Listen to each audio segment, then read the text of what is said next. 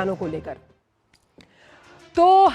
भारत या प्रधानमंत्री मोदी पर हर तरह का दबाव बेकार है, हम नहीं कह रहे हैं। ये कहना है रूसी राष्ट्रपति पुतिन का। ये बड़ा बयान है उनका मानना है कि भारत जिस तरह से प्रगति कर रहा है ये कोई महज संयोग या फिर इत्तेफाक नहीं है, बल्कि ये प्रधानमंत्री की उस विजन की उड़ान है। और इससे इतर जैसे ही ये बयान सामने आया, अमेरिकी राष्ट्रपति डोनाल्ड ट्रंप ने प्रधानमंत्री को अपना अच्छा दोस्त बताया। हालांकि वो पहले भी कह चुके हैं ये, लेकिन इसके बाद जो उन्होंने कहा वो गौर करने वाला है। उन्होंने कहा कि दोनों देशों में मजबूत साझेदारी है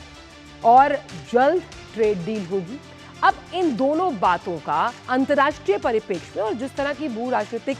हलचलें चल रही हैं, गहरा अर्थ माना जा रहा है। इसे हम विस्तार से समझने की कोशिश करेंगे कि आखिरकार ये जो बयान है, क्योंकि इंटरनेशनल अरीना में इस तरह के बयान जब दो राष्ट्र प्रमुख और बहुत ही हम शीर्ष राष्ट्र प्रमुख इन दोनों को मानते हैं, दो बड़ी अर्थव्यवस्थाओं से आते हैं, और ऐसा कहना भारत के लिए आखिरकार इसके मायने क्या है वो हम आपको समझाएंगे कुछ ग्राफिक्स के जरिए और इस पूरी खबर को करेंगे ट्रैक। तो सबसे पहले जिस तरह से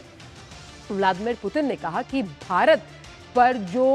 हर तरीके का दबाव अगर कोई बनाता है तो वो बेकार है, और अगर आप इस तरह का दबाव बना रहे हैं यानी कि आप कंट्रोलिंग हो रहे हैं, तो ये आपके लिए आने वाले समय में नुकसानदायक हो सकता है। और इशारा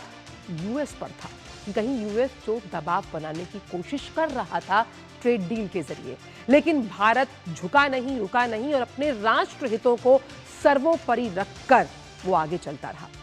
रूस से सहयोग कम करने की बात, यानी कि अगर कोई देश किस तरह से दूसरे देश के साथ बायलैटरली आगे बढ़ता है,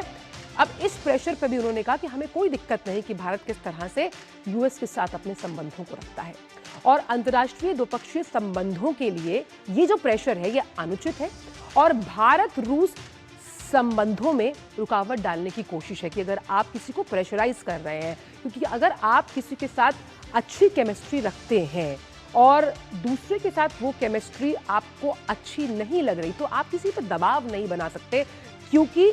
डिप्लोमैटिकली कूटनीति जो है वो संतुलन से चलती है। अब